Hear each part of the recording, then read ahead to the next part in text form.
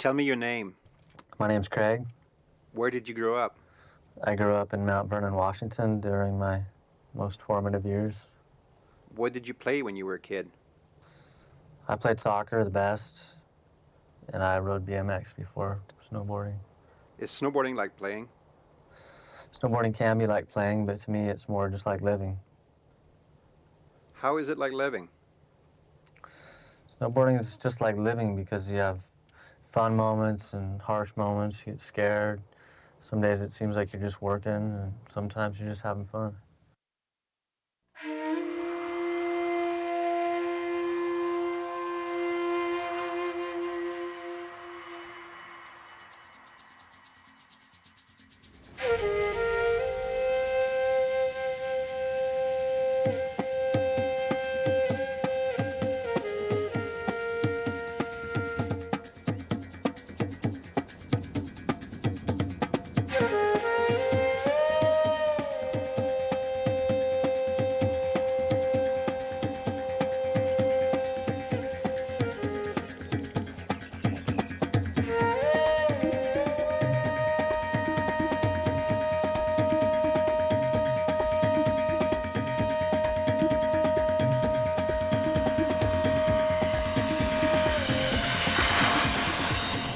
Snowboarding was born a quarter of a century ago.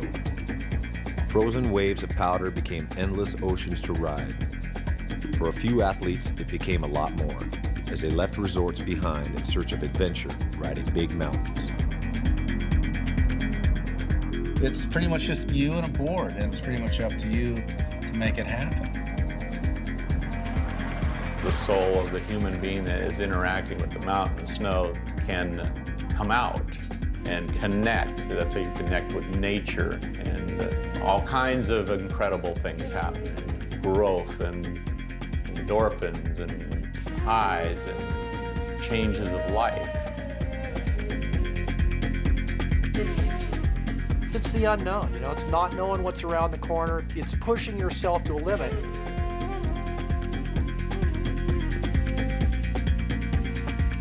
Craig was always in the epicenter, so what he was doing was the cool thing.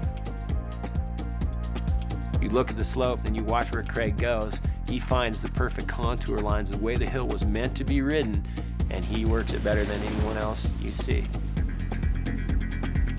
It's almost like a rhythm, and it's almost like being in touch with the earth, but really you're just looking for a line to play with gravity.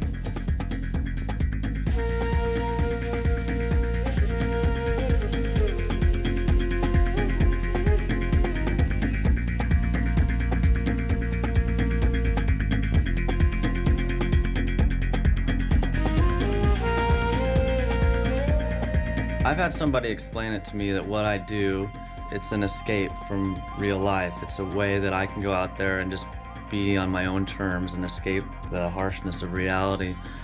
And to me, rather than an exit from something else, it's really an entrance to where everybody should feel with their life.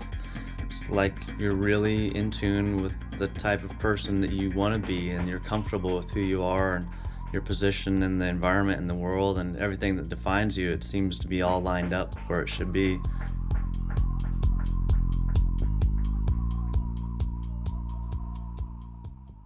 Snowboarding evolved out of people playing in the snow on sleds. A major turning point was in 1966 when an engineer from Wisconsin named Sherman Poppin saw his daughter standing up on a toboggan in their backyard. He then tied two skis together and nailed on a rope in the front for stability. His invention was the Snurfer. Poppin sold the Snurfer to Brunswick Corporation, which marketed the toy successfully to kids. Over 600,000 were sold before the trend blew over. Well, a company called Brunswick Corporation used to make something called a Snurfer a long time ago, and I rode those for about the last 10 years. It was only about $10, and I can remember getting one and starting to do it with friends and stuff. I was so into it right away. It was almost a cult type deal. Nobody really improved it, and just sort of getting flustered with that particular board, just decided to start making something on my own. We started out having just little 3-foot wood boards, and we've gone through trying plastics, and we're now working on this Kevlar experimental board. I could only use the factory from like midnight until 4 in the morning, so this was probably around 3:30, I think. It took me a year to figure out how to make a snowboard. Look at this thing. Watch. Well, we've got a Lulu for you tonight. It's called snowboarding, and this is one of the zaniest we've seen in a long time. The first time I heard about snowboarding was in the skateboarder magazines. And we tried to build our own, actually, cut our own boards, and we'd pull them behind three-wheelers in the snow. Since down here in Texas, we didn't have a whole lot of hills. There was really something nice about that in the early days of realizing you're onto something before anybody knew about it. That was the days of when you saw a snowboarder on the hill, like you waved at it. When you saw snowboards on someone's car, you waved at it, like you were part of some brotherhood.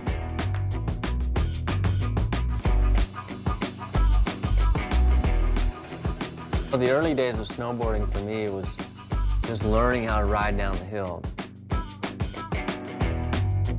Well, I'm a man.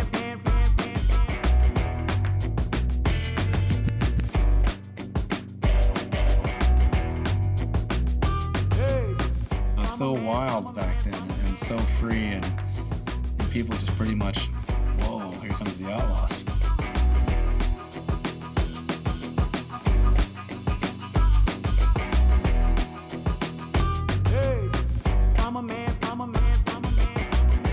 It was so up and coming and so new, it seemed like the sport was in such huge progression, like it was fighting to get recognized, it was fighting for acceptance within the ski area industry, even to be allowed to ride at mountains. My whole life was promoting snowboarding from the days when it wasn't cool and when it wasn't allowed. Being one of the older guys, I could go talk to resort managers and stuff and get through. It just felt great to be able to do that. You know you had something that was so good, people just couldn't see it, and all I had to do was talk to them enough, and they'd get it. People that were snowboarding were people that loved to have a good time and find a new way to have a good time, period. In the mid-70s, by the shadows of Mount Baker, Washington, a kid named Craig Kelly was all about having a good time. We all grew up in Mount Vernon on 21st Street. We all had divorced parents. We were both living with our dads. Craig's dad just started his moving business, so that's one of the reasons why he wasn't a whole lot of income coming in, being a single parent. I mean, we grew up running loose on that block, running free. I raced BMX from about 12 years old and until I was 17. And then I started snowboarding. A friend of mine named Jeff Fulton was a skateboarder and BMX rider. Jeff tried snowboarding one time, and it was pretty fun. The next day he took me out, and I loved it, and ever since I've been riding. I live uptown. I live downtown. I live all around.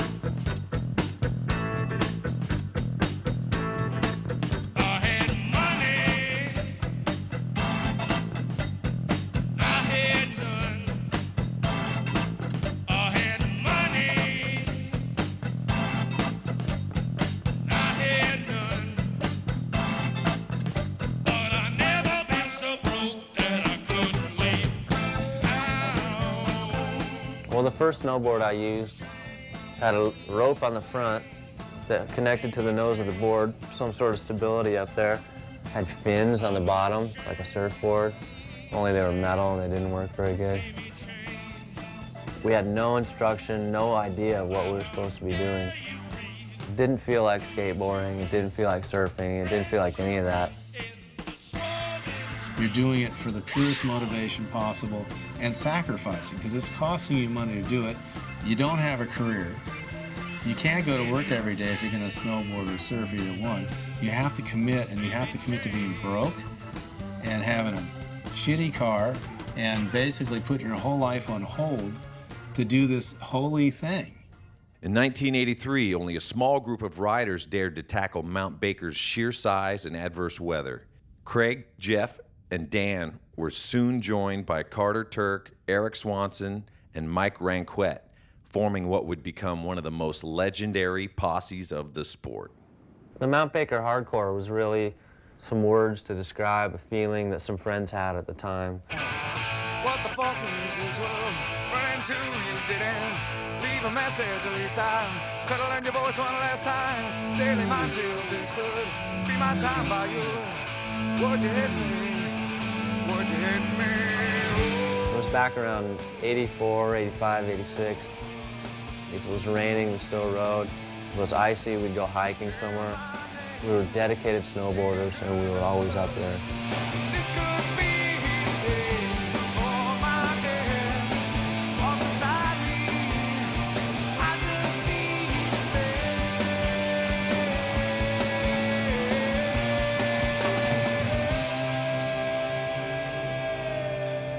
The Mount Baker hardcore really does not exist anymore as a group. It's sort of more of a memory and a way of describing a certain time in the life of snowboarding. Everywhere you looked was a perfect place for snowboarding to happen. Everywhere was inviting. Everything had natural waves and wind lips and valleys and chutes and cliffs and steeps and drops and pillows. It was a snowboarder's dream, and we didn't know it. We just lucked out.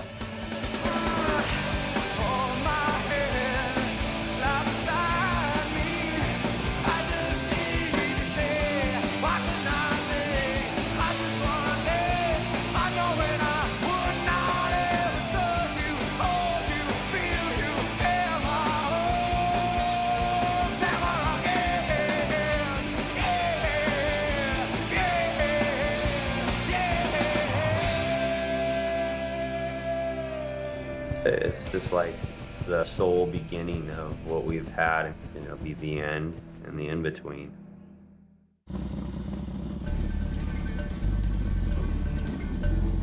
The first time I met Craig was hiking in the backcountry at Mount Baker. And I'd already been hiking all day by myself, riding some fresh powder. And back in the parking lot getting ready to leave, and Craig, Jimmy Hollypoff, Dan Donnelly, Farmer, and Sullivan were in the parking lot gearing up to go up for a film shoot. The journey is its own reward. I go, I think that's Craig Kelly, that guy I've been reading about in the magazine. I think that's Dan Donnelly, man, you know? I better follow behind those guys and see what up. We were hiking out of the upper parking lot up there and ran into this dude. I was spent. I already hiked all day, and it was kind of the evening, you know, light, and they were just charging up the mountain to get these shots. And I just kind of tagged behind. Or if they'd follow us, we didn't like that, you know, so we would all, Finally, Dan Donnelly was like, who's this guy, you know? And I go, my name's Mike Davenport, and I moved from Texas, and I'm here to learn how to snowboard. And they were bewildered. They're like, who, what? And Dan Donnelly was like, you mind if I call you Tex? And he's like, well, you know, sure, why not? Well, we like to take people and fuck with them and, you know, get them to go down stuff where they would fall and tumble and carnage would ensue, hopefully. In fact, the first day I met them, they're like waiting for me at the bottom of the hill, and they're going, go off that, come down there and drop off that. And we're like, yeah, it's killer landing, you know, it's all good. And it was like this 20-foot drop to flat. I go, right on, bro. And they send me off. Just boom, right off it, you know, and just whap. Snapped my board in half. And they just started laughing at me and rode away. He was a champ. We just loved him. And he just became a natural local and bro, so he was just right in. I think Tex is a pretty strong dude, strong-minded, strong body, and he can really take a thrashing like nobody I've ever seen before. I really wanted to jump off cliffs. I've seen some old skiing movies of these guys hucking off some big-ass cliffs. And I go, that's where it's at, right there. So that was my deal. I just hucked myself off cliffs, and Craig and Dan thought that was pretty entertaining because I rarely landed anything. Yeah, it's not too dangerous. I think it's a little bit safer than driving around a big city.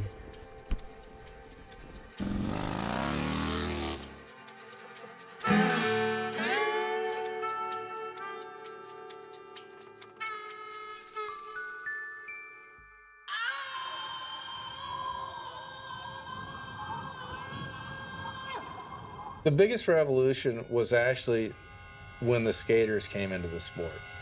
That's what changed it and made it real mainstream, because it was tapping into something that was much bigger that every kid knew about. The problems, of course, were that skaters are used to running from the cops. They were used to breaking into pools and riding them, and they were used to being chased out of everywhere, so the ski patrol didn't bother them. All these early pioneers were trying to get snowboarding allowed, but the skaters who had never been skiers, who were going up to the mountains for the very first time to go snowboarding, didn't understand mountain etiquette at all. And then you'd have the occasional day-glow hairdo on a skater, you know, when the punk era show up. I would be on the hill and, I'd look at, skiers just freaked out. And of course, every snowboarder to them had a nose ring and green hair and giant pants and probably a gun in their pocket. So they were kind of not too happy about it. We'd have momentum, and then somebody would do something stupid somewhere, and the resort would say, that's it, no more snowboarding. And then other resorts would hear about it, and you'd just be petrified that this domino effect would kick in, and all the resorts would stop snowboarding. There was this big misconception by ski area managers that snowboarders couldn't control their boards. And the image of Ted Shred was the image that was in so many people's minds on what snowboarding was. But just cruising these big slopes is not enough for Ted. Now he's looking for unsuspecting skiers to streak. Aha! Down out of the sun at 60 miles an hour, the Shred Baron strikes again. Gotcha. You guys have just been streaked by the Shred Baron. 8 out of 8. It became our responsibility to see that people behaved on the slopes. I mean, that's a huge responsibility, Here we are in Vermont with this company, and it's our responsibility if some kid up at Mount Baker does something stupid, It's our problem. And the resorts weren't doing that well at the time. So all of a sudden, this new stream of income, they were really at odds with themselves. So they wanted to stick their finger in the Golden River, but they didn't want to, get bit by these piranha snowboarders.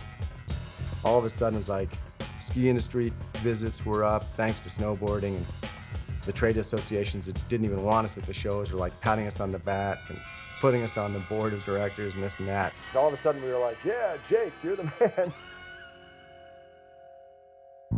Racing developed early in snowboarding because people looked at it and first of all they go, oh yeah, skiing, so we do it like skiing. And second of all, well, we got to have a contest, right? Because that's how you make every sport legitimate. We can put a clock there and we can put the gate. So that's why I think that develops first in something like snowboarding. I got so tired of these guys saying they were the best and this and that, and we finally decided, let's just have a competition, let's just settle this so we don't have to listen to all this bragging and so forth. And it was great. We had those competitions, and the West Coast guys got involved, and it was a great scene. You had the East Coast guys with Burton, matching outfits, real preppy looking kind of stuff compared to the West Coast.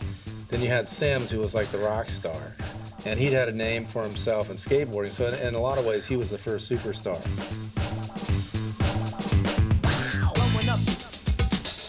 Blowing up the spot. Blowing up the spot. He was very astute at picking out talent. I mean, he had everybody who was anybody on his team. And the East Coast guys were a lot of racers. So there was this big chasm between the racer mentality and the freestyle mentality out west. Usually the arguments were over simple, stupid things that could never happen in a normal sport, They didn't seem to like each other. Not much at all. I mean, they were very, very competitive. The third place overall was Tom Sims. Great job.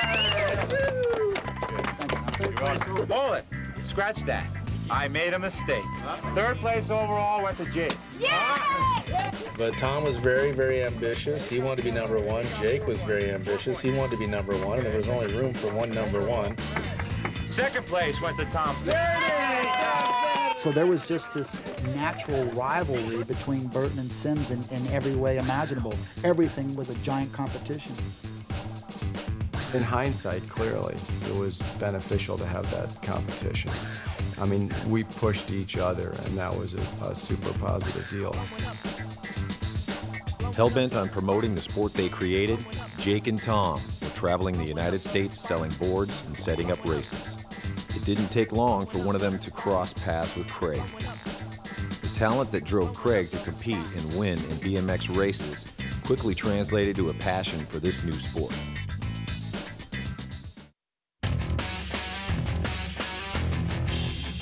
In 1985, snowboarding competition came to me because I was at my home mountain, which is Mount Baker. And that contest was called the Mount Baker Bank Slalom. And after that time, I realized I really want to start going to some competitions to learn more about snowboarding and have fun in this little brotherhood of pro snowboarding at the time. Craig was funny. He said, Dad, I need to talk to you. And we're sitting in his living room talking. And I said, what? And he said, well, I'm thinking about dropping out of college and trying to make a living as a professional snowboarder. And I think he was a little bit surprised about my response, which he probably shouldn't have been. I said, good, go for it. I'll help you as much as I can. My dad loves me, and I love my dad. Is he proud? He certainly is. I thought I was going to be a chemical engineer. I went to college and studied that for a while. And luckily, snowboarding rescued me away.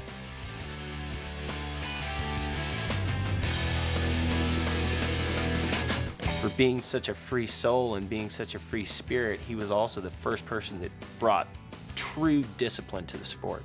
He trained with discipline like a ski racer. And discipline is what Craig had more than anything, and focus. He really knew how to get where he wanted to go. Eventually, I realized I could make some money at it, and I'd get my traveling paid for if I did better, and it was also really fun to win. He was a competitive guy. He wanted to win.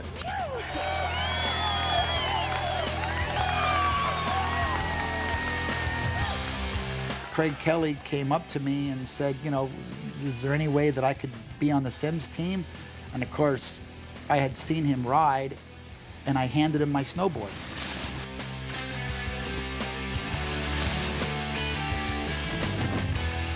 First world title I won was in 1986 in Breckenridge, Colorado. It was the Snowboarding World Championships, and I won the slalom racing title. You know, Craig's runs come up, and he's just wicking the gates left and right, and they're flying all over the place, and he looks pretty good. And he looks pretty good in comparison to everybody else. And sure enough, by the end of the day, he's the world slalom champion. I just remember him telling me, I'm going to be world champion next year. I was like, great, you know. And I mean, I took him seriously, but not that seriously. And then he was world champion. In 1985, only a few months into his first sponsorship deal, things were going sour with Sims. Tom had licensed his company name to Vision Streetwear, which was suddenly going bankrupt. That situation did not go well with Craig, who was now for the first time a world champion. Meanwhile, back in Vermont, Jake's focus was on building better boards. Craig and I had always had a relationship through the years. I sponsored a big event, and he'd come and win it, and got to know Craig, and it was pretty much understood, I think, that if he ever got an opportunity, he was looking for a sponsor, that we should definitely hook up. I had a lot of promises and things that were broken with Sims. I thought things were going to happen, but they never did. No new boards, always the same old stuff. Opportunity came up where he was not necessarily fully stoked with the situation that he found himself in. And then Jake signed him up. I didn't just quit Sims. I told Sims, hey, you guys have to pay me like you said, or I'm going to leave. It was the biggest blow that I had ever had in the industry and in the sport when I lost Craig, because everything seemed to change after that. The entire shift happened in the industry right there, where Sims was considered the best equipment. They had the stars, and they had the freestyle stars, which was the key part, because the whole sport was shifting to freestyle at the time. When I lost Craig, my team fell into disarray, quite literally, because Craig was just the leader of the team, and everybody looked up to him. And whatever kind of wax he was going to use at a race, that's what everybody else was going to use. If Craig was going to go work out, they were going to go work out. He was just a natural leader. How do you feel about Tom Sims? Do you guys get along? Yeah, totally. And I've gotten along with Tom from the start. It was actually any troubles I had with Sims was back in the day from a company that they licensed their name out to, because Tom wasn't really making the decisions when I left.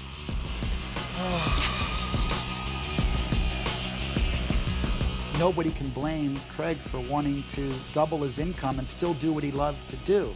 Blame Craig is exactly what Vision and Sims did when they launched a lawsuit against him and Burton for the Switch. An early injunction forced Craig to ride without any company logos on his equipment for 2 years and face huge legal fees. Unfazed, Craig went on to win 2 more World Championship titles on blacktop boards. So, oh, that's right, you used to ride for Sims in the old days. That was a big brouhaha, right? It was all kinds of legal... Yeah, it was a big party, and it made the whole snowboarding industry one big happy family. With the ruling overturned in 1989, Craig finally released his first pro model, the Mystery Air. It quickly sold out. Being the first snowboarder with his own line of clothes, his pro model, and his own videos, Craig's image went into overdrive. And they got Craig, and Craig was the main one. With him, they got everything. Not only did they get a star athlete, they got a really bright, engineer-oriented person who had basically been to college, could tell them about product design, give them excellent product feedback like he'd done with Sims, and they listened because the biggest problem Burton had was their equipment. I mean, Craig was so much more than your champion because he could understand the interplay of different board materials and what that meant as to flex and torsion to our board and what provided stability and the physics of a side cut. I mean, you're a marketing tool for somebody, and they're a tool for you to have a lot of fun and maybe turn it into something bigger. And if you break away from that reality too much, then you're going to have, you know, a surprise that you weren't ready for, or you're heartbroken. I think he felt that he should be getting paid. That was his focus at that time. I don't think anybody had gotten paid anything. So he started that ball rolling. When money came in and guys like Craig were pulling in big bucks, I'm going, yeah. So I'm all for it. You know, basketball players are making billions of dollars. These guys should at least get like 20 grand a year, you know? They started there at best, you know, and their careers were short-lived. It was like $17,000, but there were a lot of incentives associated with it. Phil and Steve Mayer, you know, those ski racer guys, that's what got him going. He read the book about how they made their money. And he basically did the same contract. You get paid for every second that you got footage. You get your earnings matched.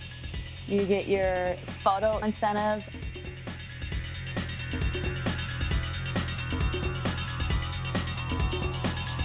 He would just nail every one of them, you know, right to the max. We ended up paying him a lot more money than we sort of planned on. But Jake loved Craig and gave him total support all the way through, even past the point where maybe he justified that kind of salary. Craig's the wrong guy to give us incentives to. I'm glad I made the change because Burton, they listened to me and had a big part of the company. It really felt good to do that. He spent so much time on boots and bindings and boards. It's just endless. Tons.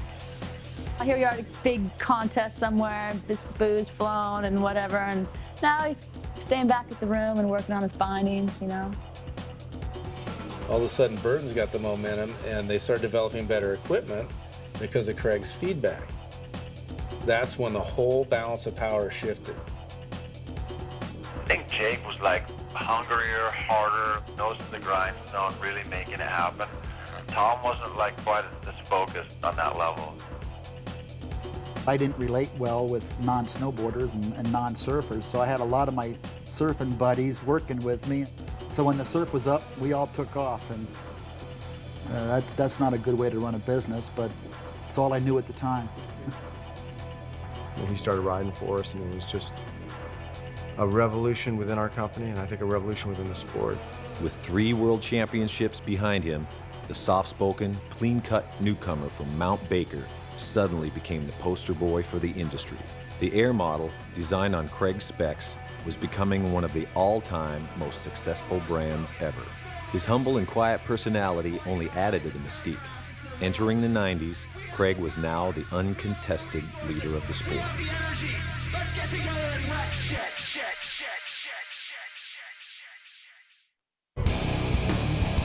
Craig Kelly. And working the pipe for all is for number 16, Craig Kelly, riding for you know.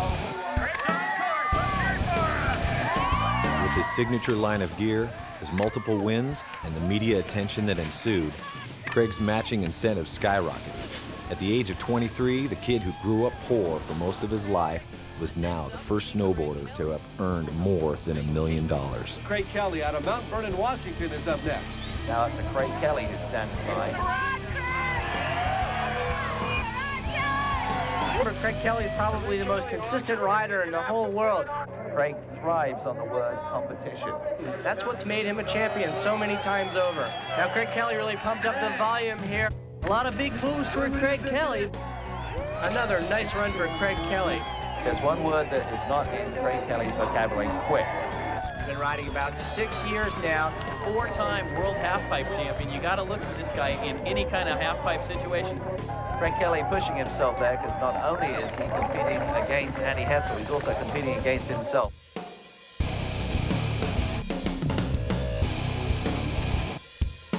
Can you explain why you go snowboarding? Because it gives me a feeling of happiness usually. I go snowboarding because it makes me happy. But I only go snowboarding if it's gonna make me happy.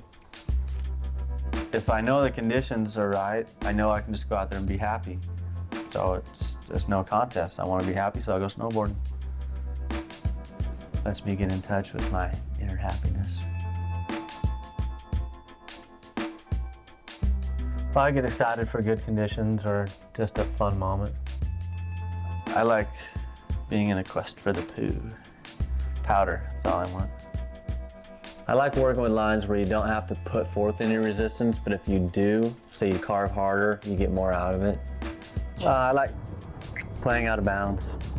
When I look down a run, it's got some banks and jumps, and I can just picture myself rolling a basketball down the hill, maybe even having a little spin on it as it starts, and it starts corkscrewing down the hill and working its way. And if it hits a jump, and it's got a natural tendency to spin, then spin is that's a good place to spin. And that's what I like thinking in terms of the ball, just doing a smooth line down the hill, I think. Snowboarding is like life to me, and a lot of times life just means playing, so snowboarding's playing too. It's not really play, it's not work, it's just having fun living. You have good and bad moments, and sometimes it's work, sometimes it's play, but it's everything.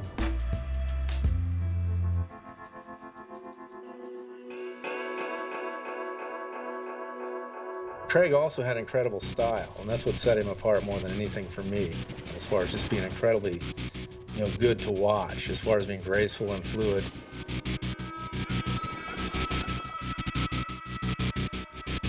And so he pretty much started a legacy not just of being a competitor, but being an incredibly stylish artist. Style, oh, I mean, come on, style master.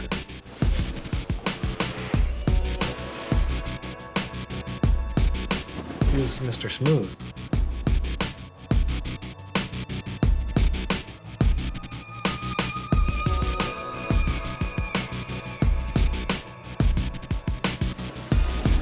He didn't come up with every first air. He didn't come up with everything. He just made it look better.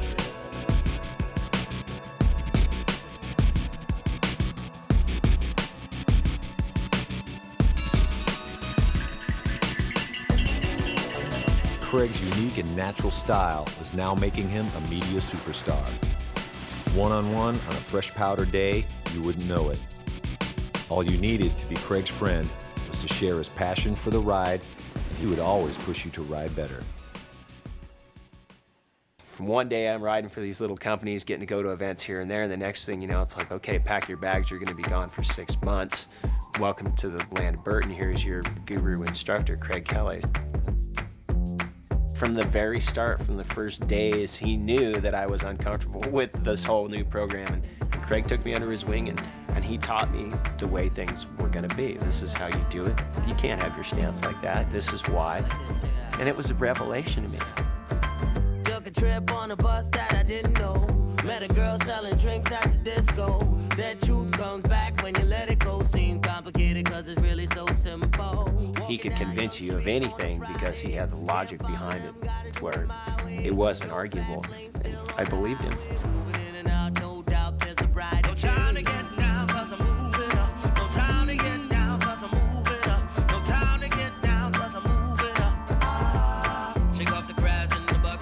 He knew how to bring out the best in people no matter what he was doing.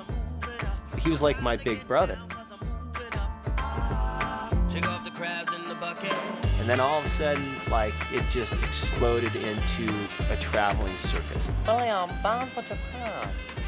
It seemed pretty normal at that point, you know, taking off and going to Japan with 15, 16 pro snowboarders, and, you know, everyone's got skateboards and colored hair, and it was just pretty much chaos. What's going on here? Major snake sessions is what happened. People must have thought we were insane at that time.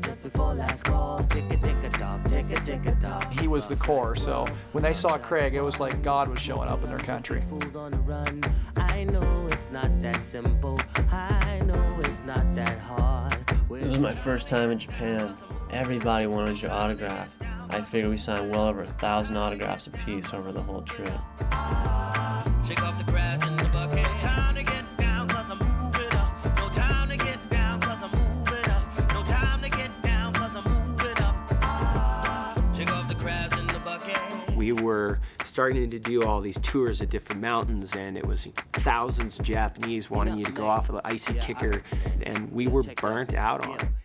Damn, if mirrors were created by sand, then I'm looking in the water for reflections of man. Understand, the mind's above time when it's empty. MC, tragically hip ahead by a century. As serious as Craig could be, and you'd see him in a serious business conversation, you would never know that he would be the guy that would fill your shoes with oatmeal or tacks and wake you up in the middle of the night and tell you to go somewhere, or tie your shoelaces together when you were sleeping on the plane, or the guy that would win a contest at a major area, climb up on the roof in the midst of them telling us that if you guys jump, you're gonna get arrested. We thought that was just hilarious that they would even say such a farce of a thing. Morning. Morning. So of course we proceed to jump right off the roof, and sure enough, you know, we get arrested. Sir, would you care for a donut? We've got a few extras. Thank you, just took a chew. Okay. Craig, you got big balls. Oh yeah, like, what's he gonna do, spit some chew on me? Dad thought I had big balls. They were just hemorrhoids. Then I'm thinking, oh, we're dead. Jake is gonna kill us. We just won this contest. And then Craig, of course, put the spin on it where we had just received this great honor of we had won the contest. And then not only did we do that, but we did the best thing you could do. We created the most controversy possible. We got arrested in the parking lot. And Jake thought it was the best thing ever. Bailed us out right there. That was Craig.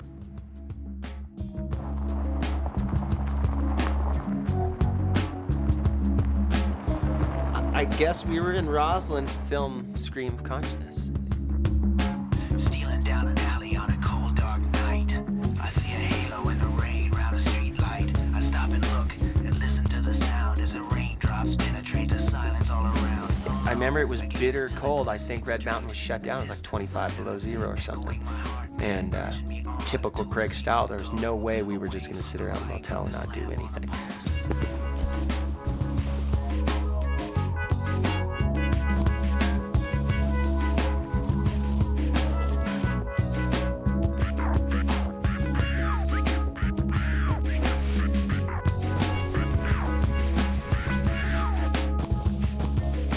So he had a plan that we were going to ride all the rooftops that adorn the town.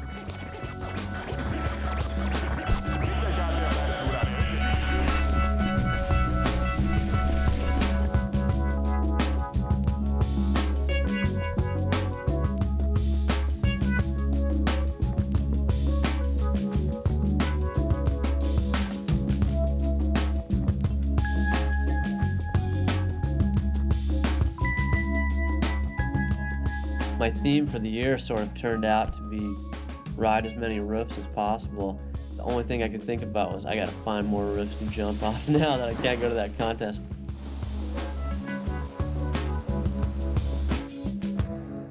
I'm a professional work evader.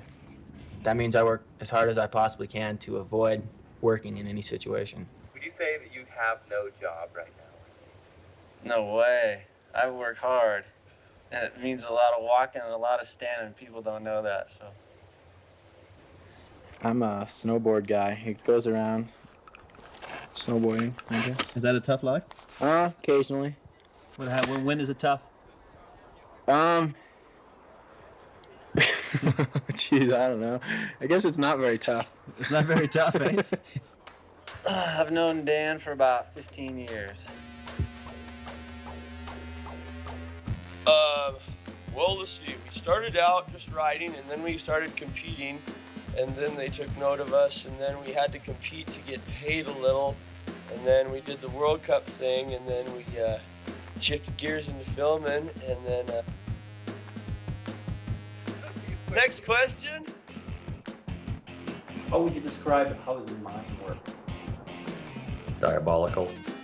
Yeah.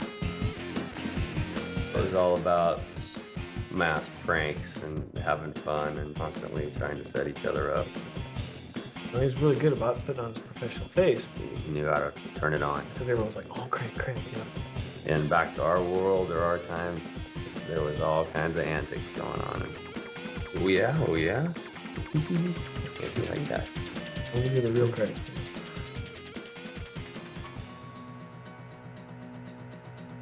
When Craig was shooting in Hakuba, I arranged a car, Rover. We had a free Range Rover used in the movie. It was one of the first ones imported into Japan, actually. I believe it was sold on the premise of the fact that you could not roll a Range Rover. The world champion would be driving it, and it would be great exposure for Land Rover.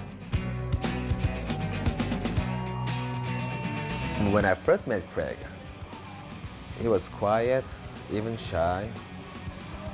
He was polite. He didn't break anything. He was mature. Oh yeah, Craig always set a good example, you know, always, you know, in the public eye. Craig looked at me and said, let's go see what this son of a bitch will do. Thing slide sideways, up Main Street. He wasn't as quiet as I thought, you know, when I saw him for the first time. He wasn't as mature as I thought.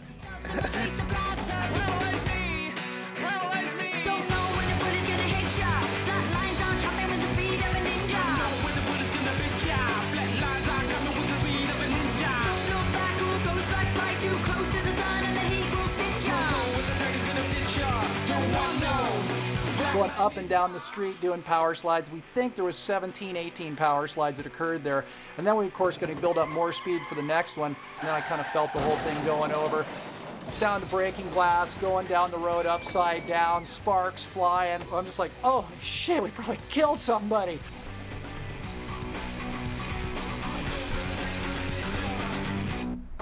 It wasn't our fault. It's a Range Rover. They said they've never had those tip over before. That thing tipped over so easy.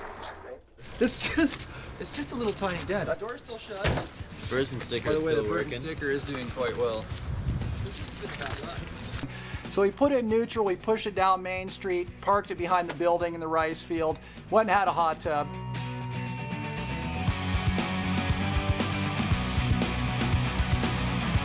To think that such a crazy man could come out of such a calm, collected, focused guy, it kind of defines a Jekyll and Hyde thing.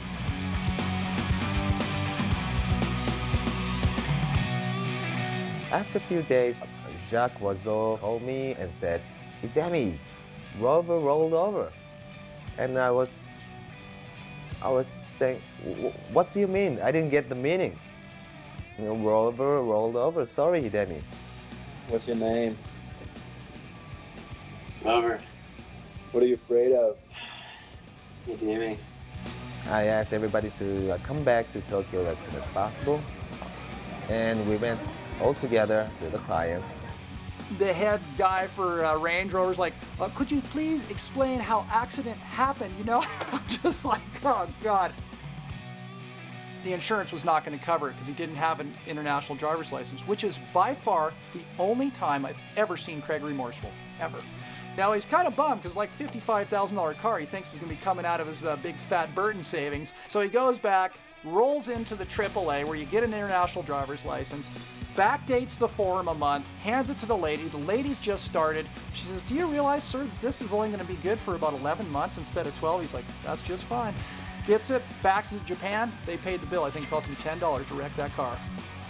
That's Craig.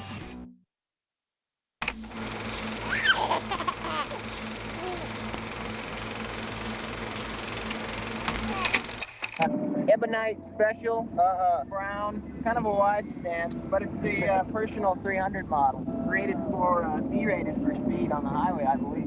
Now the obvious danger is that the ball might explode in front of us, popping our tires, puncturing the radiator, maybe even shrapnel through the window. Yeah! Okay, like when he was a kid on his BMX bike and going around town and knocking over signs. That's kind of thing that just stayed with him. Was like, let's see how much trouble we can get in. Definitely. Well, you don't drink too much. You don't hang out with some of your friends. Well, he was working today, wasn't he? Oh, is that rhetorical? Yeah, that's rhetorical. Tell me, what is the most important thing in your life?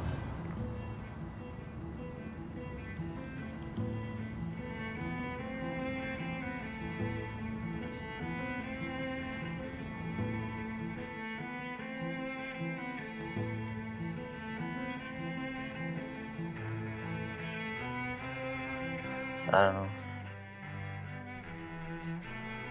I'm not sure I can answer that because I don't even know what I want my life to be. That's maybe one of the most challenging things in my life is figuring out what I want it to be. I always wanted something different. Not really, he's a really hard person to satisfy. I don't think he was ever really satisfied. Even his time at home, really hard for him to just lay on the couch, you know, or you'd never walk in and find him just sitting there. Not very calm or like really tight all the time. A hard person to relax. A lot of times I'm not happy or content with what I have, even though I don't have any way of changing my situation. And my ideal lifestyle would put me in that position, to have that ability just to be happy with where I'm at inside, here and now.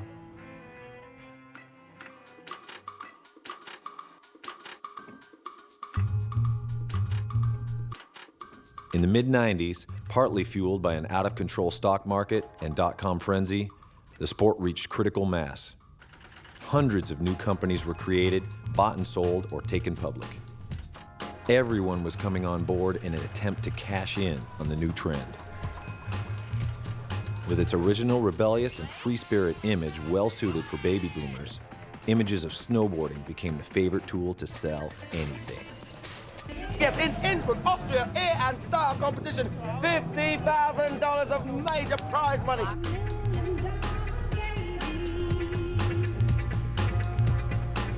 I think as the sport changed and it started to gain mainstream acceptance and the glitz and glamour and the money, it changed everything. It changed why we did it. It changed how we did it. I would sit in these meetings and these guys were constantly trying to sell out snowboarding. They would say, okay, so the top things on television right now are monster trucks and pro wrestling. We have to find ways to be more like that. And I was like, are you fucking kidding me? You start selling people clothes off the lifestyle. So it becomes a fashion industry.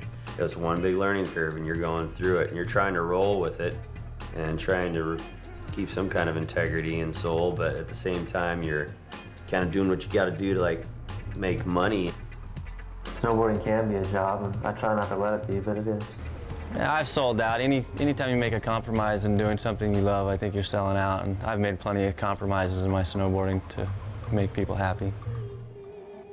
I think Craig got fed up with it. When you can't go out and ride the way you want to and do what you want to do in the sport you love because this organizing body doesn't want you to do it, sponsorships pulling you all around, then I think for Craig it wasn't worth it anymore.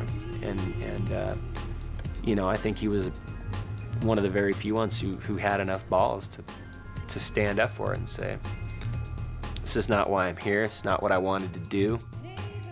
Being the all-time best, Craig was offered his own board company and enough endorsements to become a multi-millionaire. Instead, in a decision only he would understand at the time, he turned these offers down to go in search of something money could not buy. I often get away from it all.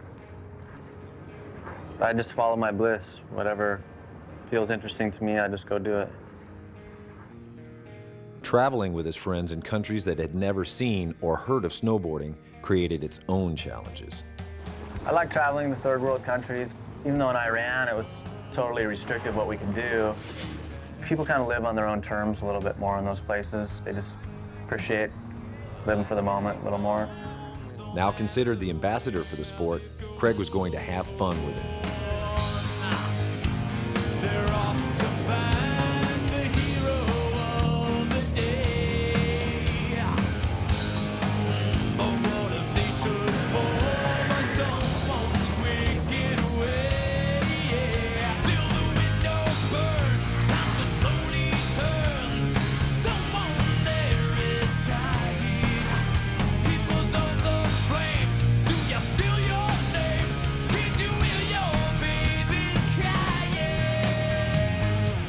Dreams and goals are very useful, but at this point I feel like they don't really lead to happiness, and it's better to set yourself on a journey of some sort and then just live it as you go and not worry about the end of it. My happiest moments are when I'm not pursuing a goal. I'm just out enjoying myself, following whatever seems to make me happy at the moment. You could say I've accomplished my goals, but at the same time I'm just like cutting my goals out now and just trying to enjoy the journey. Inviting his friends along for the ride, Craig traveled the world for 3 years, always ready to put on a show.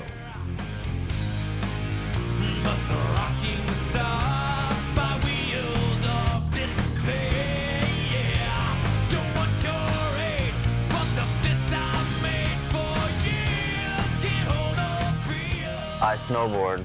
That's what I do for a living, and that's the way I say it.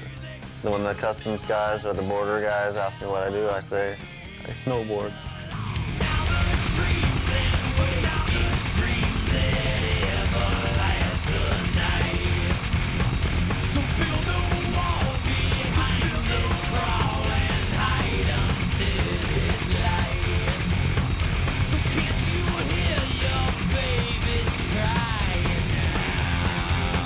Eventually, his love for solitude and quiet led him away from crowded resorts to the untouched wilderness and challenges of backcountry snowboarding.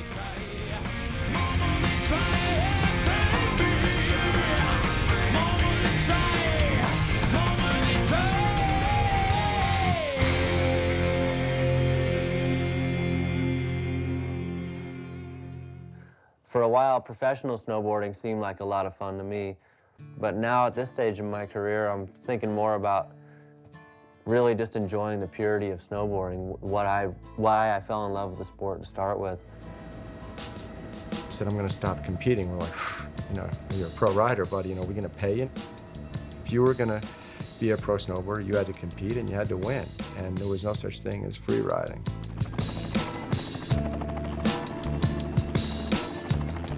He was about the sport, and it wasn't about the money for him. It was about just the experience of riding. He loved being in those mountains, and everybody's like, this guy is as cool as they come. I kind of feel like I'm striving for my own freedom, just trying to get away from the contest a little bit and free ride, sort of enjoy my riding for itself. But it's not like I'm quitting. I'm just moving on. I'm growing. It's nice to experience other parts of snowboarding and other parts of life. I was definitely bored with competition and wanted to go ride powder in different places that were scary. There was a point where Craig was winning so many contests, he was winning everything, that people actually were kind of getting tired of seeing him win. And I think Craig even sensed that.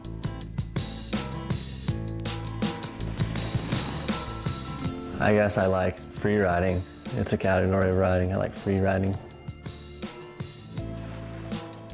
Really, the free riding and getting out there and riding a big slope it's your chance to be free of all of society's little rules and free of expectations that other people have of you. You just look at the mountain and you interpret it however you want, and you just snowboard down it. And hopefully you're not even worried about what other people see or they're thinking or what their expectations might be of you. It wasn't like we went, holy Christ, he's gone, what are we gonna do? We just went, well, he's out there, so how do we get photographers there to shoot with him? That's my only thought. He'd hook up with the best photographers. He'd always get the best shots. And he looked even better than the contest because all of a sudden his style could really stand out in powder. So it became like a megastar. He went from great to greater at that point in time because it was really where the sport was going. We all threatened to leave, but no, I don't think anybody thought he would do it. I think he jeopardized everything that he had worked up to that point for. It's important not to be too concerned with money and society's values. I'd like for my life maybe to be a little simpler as opposed to wanting more.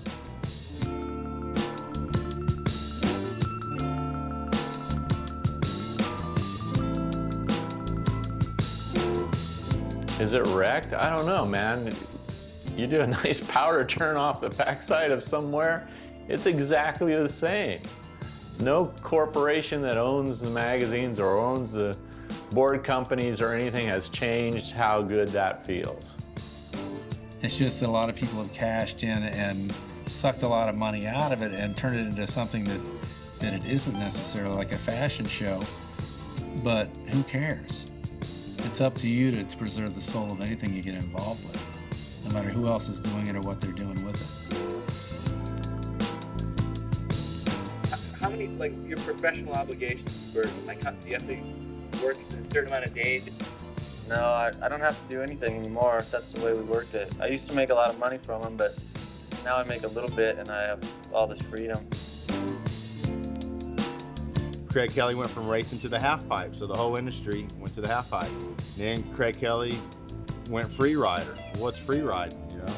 Well, Craig's doing it. This whole free riding movement came in that Craig pretty much spearheaded. And it's where the sport started, and it's where he took it again after he came in and kicked everybody's butt, and then he went back to powder. Now it seems like, oh yeah, he went off and did his thing. Cool, you know, people do that all the time. Well, no, not in snowboarding. Nobody had done it. By 1999, Craig virtually disappeared from the public eye. Riding big mountains with his friends Tex Davenport and Matt Goodwill, he enjoyed the ride more than ever. Pioneering new descents all through the vast Pacific Northwest, the danger that mountaineers have to face were now becoming a snowboarder's reality. Oh, snowboarding is, you know, it's no more dangerous than a gun. You just have to kind of respect what you're doing out there, respect the mountains. There's always a chance for some small accident for the penalty to get expanded into something great. But I'm not generally a risk taker out there. It's only dangerous in a sense that the odds might catch up to me. I'm never willing to go truly outside of what I think my limits are, my ability to ride and control. I get pressured to go do a line because of the camera, and it's pretty hard to back out once you said you're gonna go and it's all set up, but sometimes you gotta back out. As soon as I think I might get hurt, then I'm gonna pull out. What's the scariest thing that's happened to you?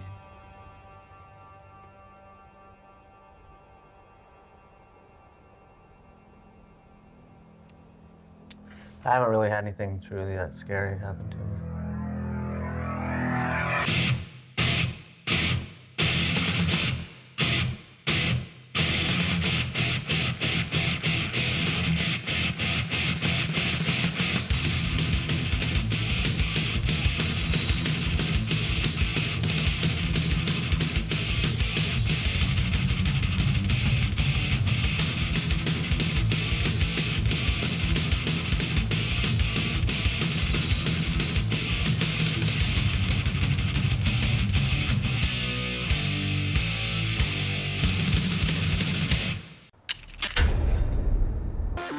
I don't snowboard better when I'm scared, there's no question about that. And on this filming shoot, shooting this extreme movie, we've had a lot of lines where it rolled over, convex rolls, where I couldn't see what I was gonna do, and I was really scared when I can't see.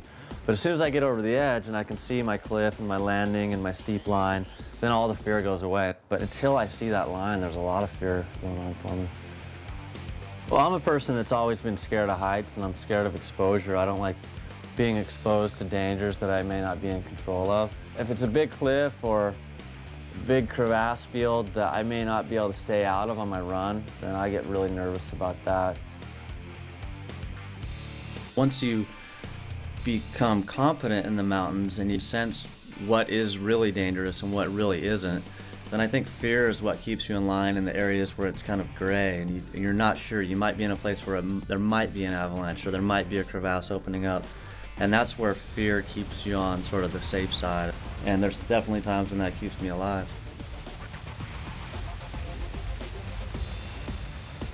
Every once in a while I make a bad decision. When we were up north in the Yukon, I made a bad decision, tried to cut through a slough and almost got washed over some rocks, but usually I kind of pull myself out of it. Yeah, I had a close call in Kluani, just getting careless, making a bottom turn and not looking where my slough was going. Almost got swept into some rocks. Kind of got angry with myself for that.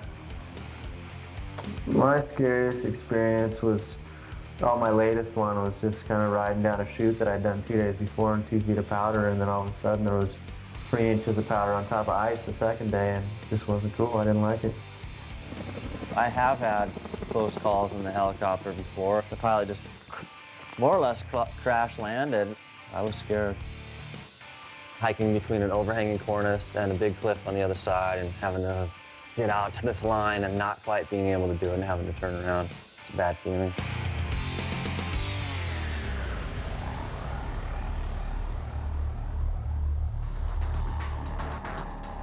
Oh yeah, I've been at the top of many jumps where I wanted to back off, definitely. When I go for a big air, I just think about, if I'm scared, I just think, hey, you really love doing this, don't worry about it, and then I just go for it.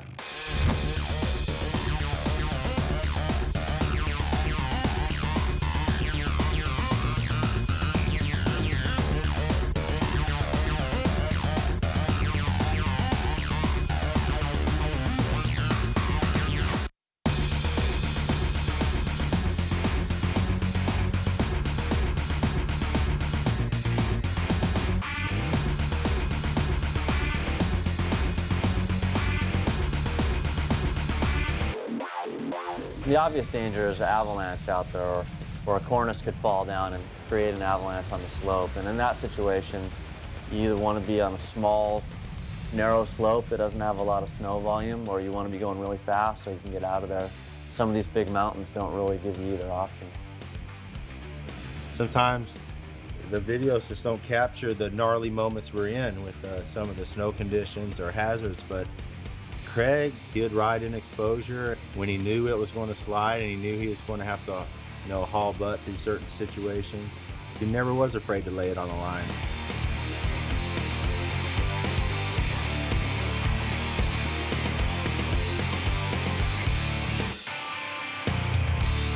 Well, I really expect one of these pro extreme guys to die in the line of duty eventually, so I won't like it when it happens, and I hope it doesn't happen on one of my trips, but I'm ready for it. Avalanches are the mountaineer's worst enemy. Varying in size and intensity, they are unpredictable and can have enough force to split open trees or bury entire villages. Knowledge and experience are key to a safe journey, but mountains are dynamic and absolute safety is never guaranteed. You could be the best snowboarder in the world, you could take every precaution, and if you're there when the avalanche goes, it's going to play out in a way that you have nothing to say about. You're not going to overcome that force. That ultimately we're still in the hands of nature. In the year 2000, after riding year-round, non-stop for more than 15 years, Craig took a break. This is Olivia. She was born down in Chile. We took a road trip down in Chile took a couple of years. Took a year off from snowboarding, and my partner Savina and I brought her home as a little souvenir of our trip.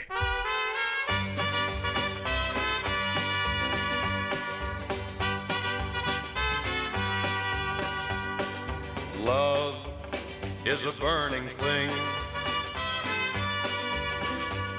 and it makes a fiery ring. Bound by wild desire, I fell into a ring of fire. I fell into a burning ring of fire. I went down, down, down, and the flames went higher. And it burns, burns, burns, the ring of fire, the ring of fire.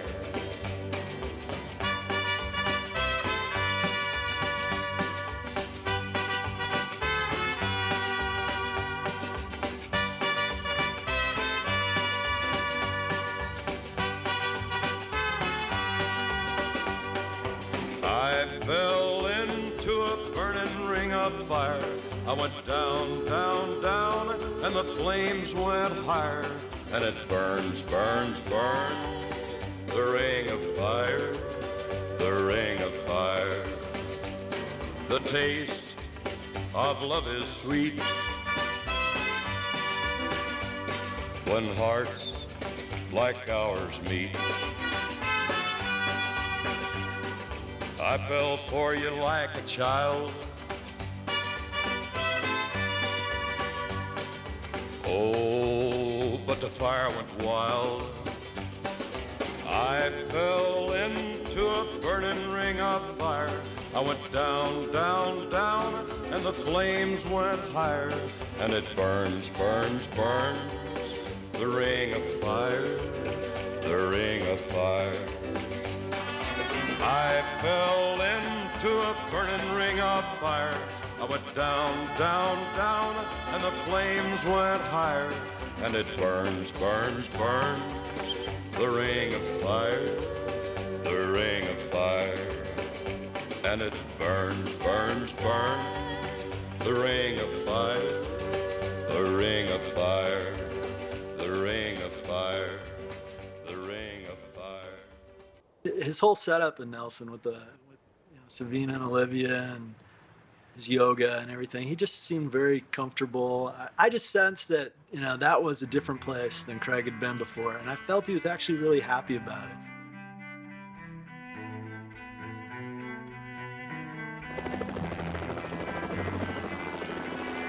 Every lost soul returns home, taking it full circle back to where it began and doing what was important to him, which was being out there, carving turns, and feeling the freedom. Beyond the mental and the physical aspects of our life, there's another feeling or force. It doesn't have to be religious at all, but when you go out in the backcountry and snowboarding, you sort of feel this elation at just being out there, and the purity and the freedom that comes with the experience. It sort of lends itself to believing that there is another dimension to everything that we do. It doesn't have to have anything to do with God necessarily. For a lot of people it would. But there's just a feeling that comes with certain things you do in life that sort of feels pure. All of a sudden you have this clarity.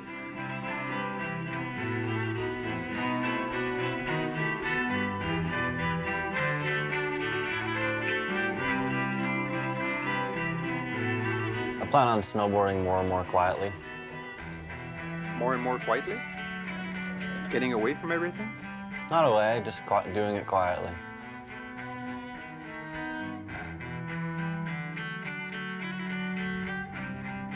The soul of snowboarding is the pure intent of wanting to ride a snowboard through snow in the mountains without any other reasons connected to it. There's no timeline, there's no yesterday or tomorrow. Time stands still. After a while, it wasn't just for a photo shoot. It was now developing into, let's just go ride, no cameras, no pay. Let's just go for a day. Let's go touring. So it was more friends, there was no work. It seemed like the more small time it was, the better he started to identify with it. He wanted out of the mainstream, and he wanted into more the connection of just getting every personal experience in snowboarding and taking it to the fullest.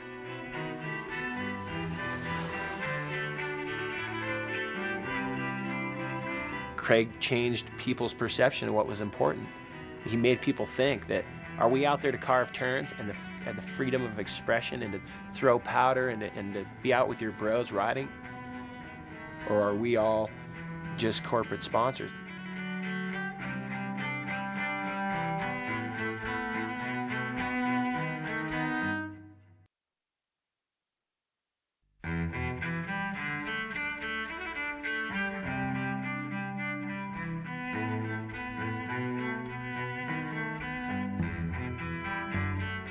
And these days, I'm kind of getting along there in maturity where I'm looking for a little more peace of mind in my time off. I'm doing more hiking and stretching and just simple things like breathing and just trying to calm myself down. When I'm having a really good day of snowboarding, a really good moment, there's absolutely nothing else on my mind. All I see is the run before me, and all I feel is just the adrenaline and the pull of gravity on the way down the hill. And it's just a really good way for me to be able to focus on the moment and focus on exactly what I'm doing with no other distractions in my life.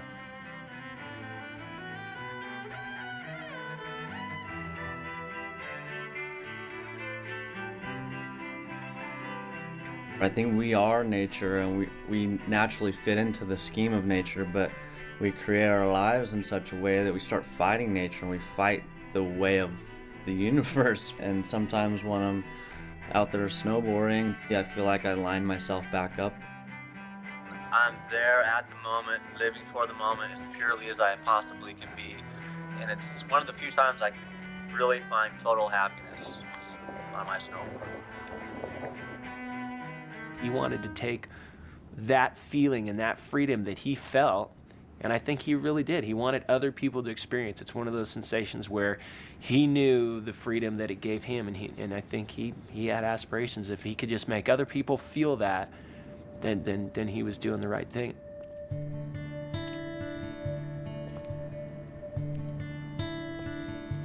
He had that extremely focused goal to become a mountain guide, and the ski guide, and most of all, that focus was not just the ski guide, but also passing as a first person the guide exams on a split board.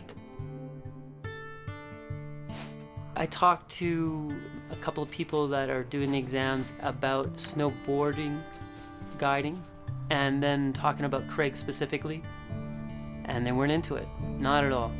They weren't into a snowboarder. He was working to be a mountain guide in Canada and, you know, become the first snowboarder to be certified that. And we often compared that as an elitist, self-centered social club, and they were going to make it as hard as possible for you to get in on their livelihood. But, you know, Craig was out there on a split board keeping up with them, and they'd try to lose him, and they just couldn't. After convincing them that they take a look at him and to try him out, they did. They finally did, and they're blown away. I don't really know his past. I just knew him as this hungry mountaineer who at one point just decided he was going to start getting into guiding. And he was ferocious with all this intention. He had an unbelievable mountain sense. You know, in a whiteout like we have right now, you could be hiking up somewhere and he'd stop and he'd say, you know, I don't know about this. And sure enough, there'd be a cornice, you know, 20 feet away from where we were, which you could not see. It would be completely whiteout, but he'd pick up on things like that.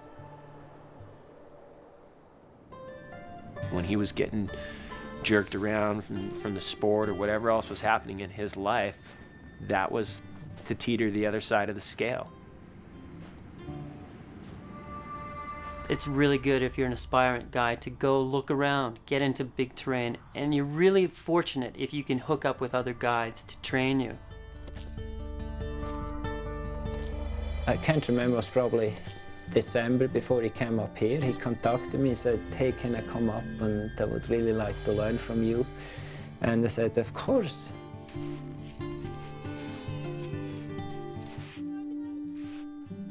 What really Gives me the energy is there is experience in the mountains which I want to share with people. I want to show other people what I truly love.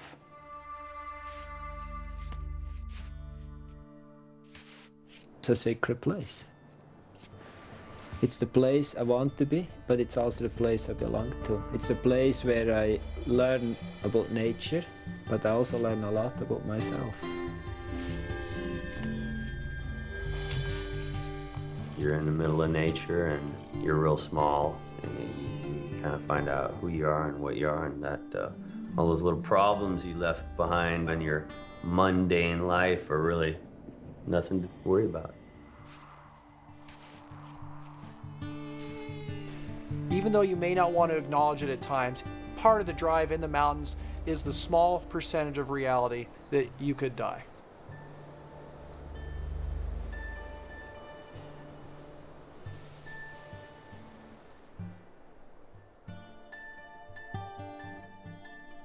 He was just so excited that Friday afternoon about going up and spending that week and learning more there, and just how much knowledge he could gain. Craig came out of the helicopter. We greeted each other and I looked in his eyes and I knew this is the person I had in my picture.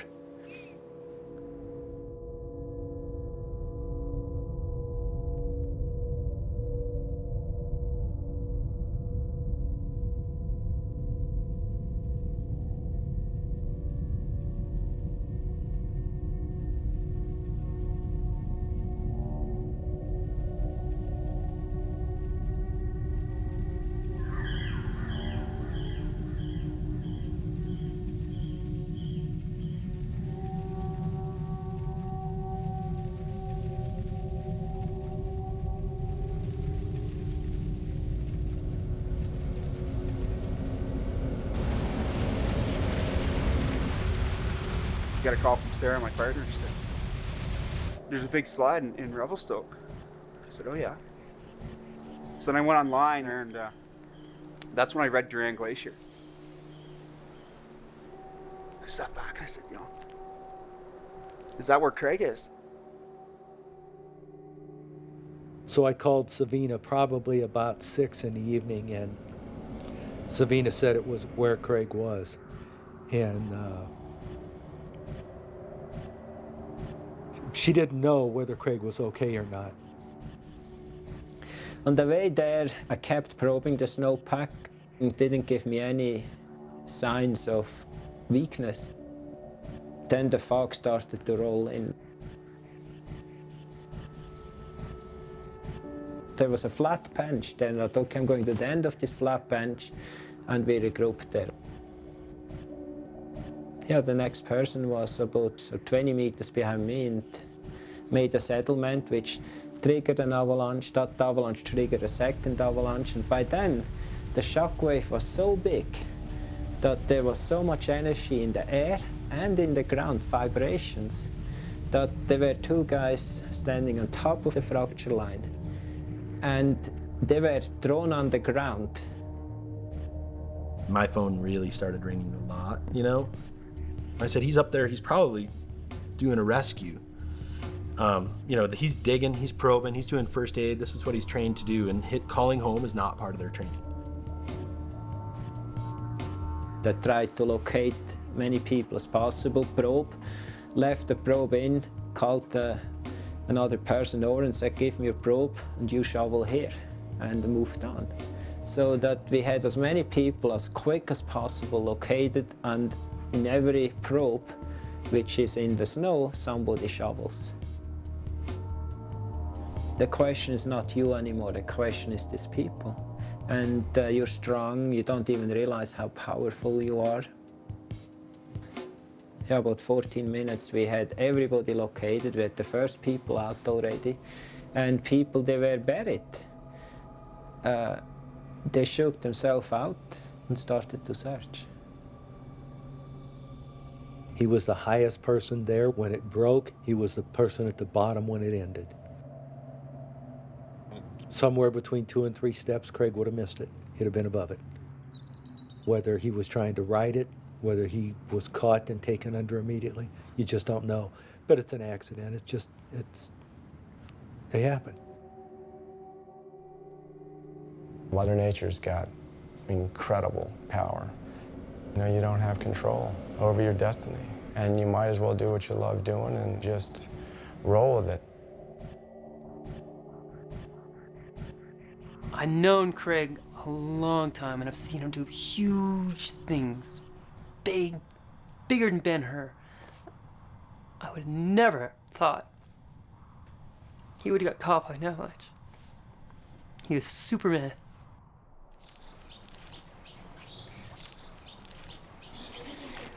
My biggest fear is dying seriously. Being in a serious mood when I die, worrying about something, and then croaking. I still get serious sometimes, but not nearly as much as I used to.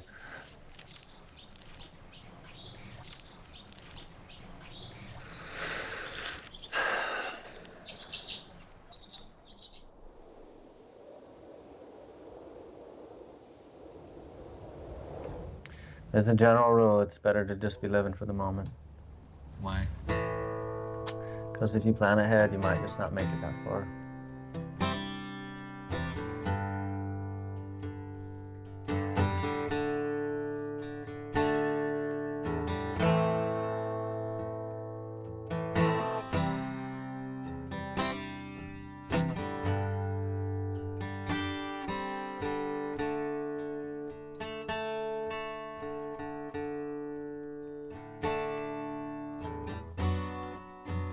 Didn't mean to hurt you, cause this aching pain.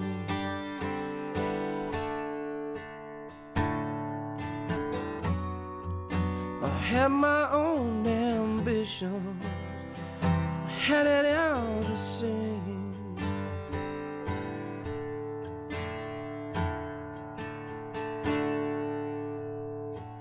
And if I find there's heaven, I'm gonna say, can I be wrong? And when I find this place called heaven, I'm gonna say, yeah, feelings are strong.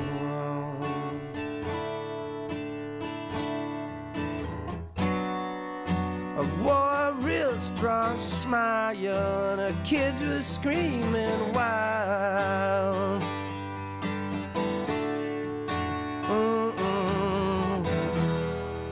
If we can find a way to make it through today,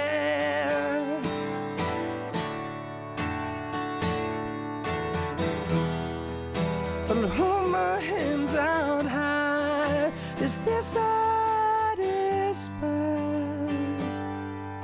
And so it was that the mountains that gave so much to Craig, in an instant, took it all away. And I find this place called heaven, I'm gonna say the feelings are strong. And if I find there's heaven,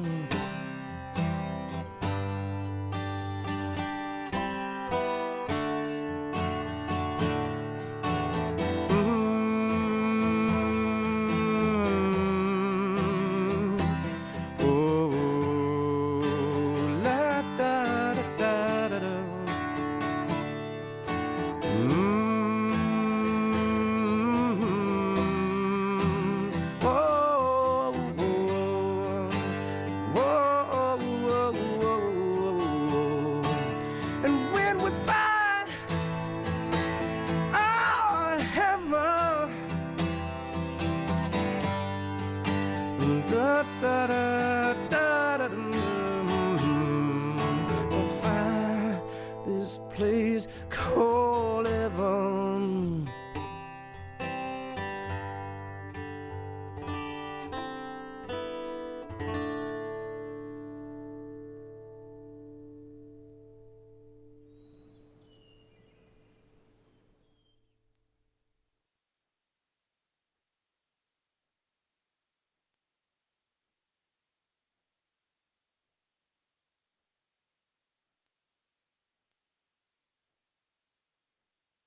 And right after that, we're being chased by like a car. Stop the bus, so we stop the bus. The guy comes in, gun in hand and all that, and they said, what were you guys doing and all that? This is, you all going to jail, basically. Oh, you won't believe we got such in trouble and all that. Oh, that's too bad. I mean, you know.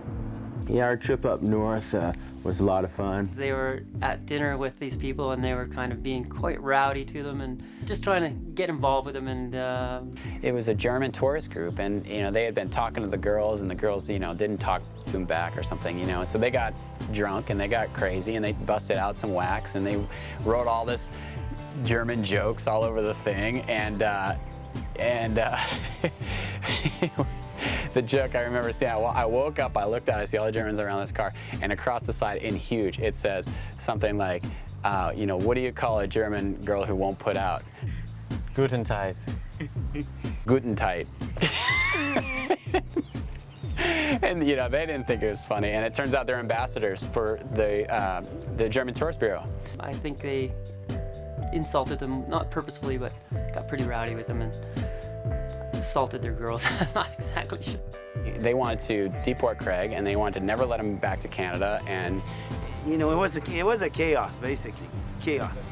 Just a big cluster. When we went there was not a lot of snowboarding in Iran. The last night we were in Tehran and invited us in their house, and that was our first experience really going into the house of Iranian people.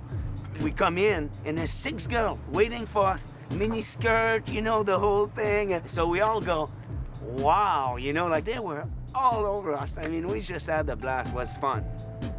The next day was not that funny.